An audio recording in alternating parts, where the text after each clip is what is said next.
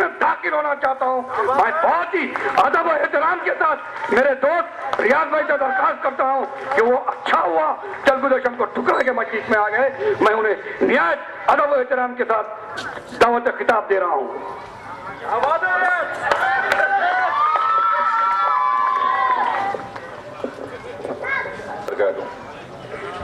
मेरे दोस्त अहबाब, मेरे छोटे भाई और मेरे बड़े भाई के अलावा स्टेज पे तशरीफ फरमा तमाम हजरात, मैं नाम तो नहीं ले सकता, अगर किसी का नाम भूल जाऊं तो उनके साथ नाइंसाफी होगी। आप सबके अलावा मेरी आवाज़ जहां तक पहुंच रही है मेरी माँ और बहनों के तक, उन सबको भी मेरा सलाम। इंतखाबी जलसा रखने का मकसद यही होता है भाई कि हमारे नुमाइंदे को कामयाब बनाने के लिए जलसा मुनक़िद किया जाता है। जैसा कि पिछले मुकर्रिरीन ने कहा कि ये इख्तितामी जलसा है, मैं नहीं समझता कि इख्तितामी जलसा है।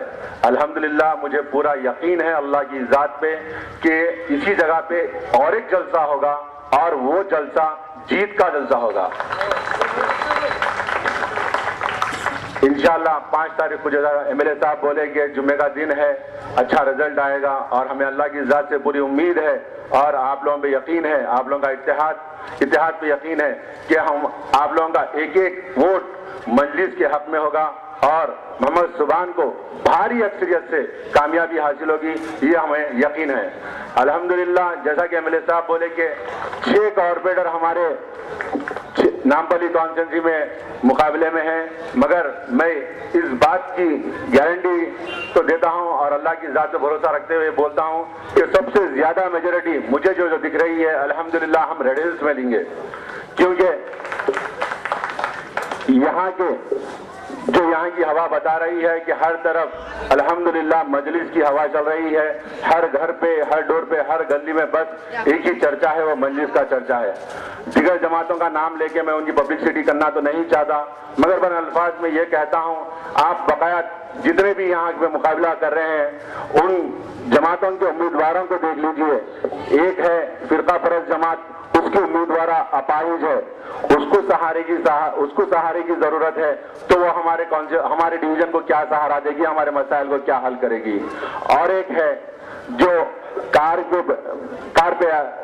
में बैठकर आ रही है, जैसे कि सदर मजलिस ने कल एक स्पीच में कहा कि कार को ज्यादा मत भगाओ, एम्बेसडर है, गर्म हो जाएगी, फेल हो जाएगी। यानी कि बोलने का मतलब हर जमात की उम्मीदवार नाकारा है। अल्हम्दुलिल्लाह अगर हमको हमारा रोशन मुस्तकबिल अगर कहीं नजर आ रहा है तो मस्जिद के परचम तले नजर आ रहा है। मेरे भाई, आपका वोट की अहमियत को जानिए, ये आपका वोट नहीं है बल्कि आपका हथियार है, इसको सही मुकाम पे इस्तेमाल कीजिए। अगर आप अपना वोट मजलिस के हक में देंगे तो इंशाअल्लाह ताला आपके आने वाले 5 साल इस बात की गारंटी है कि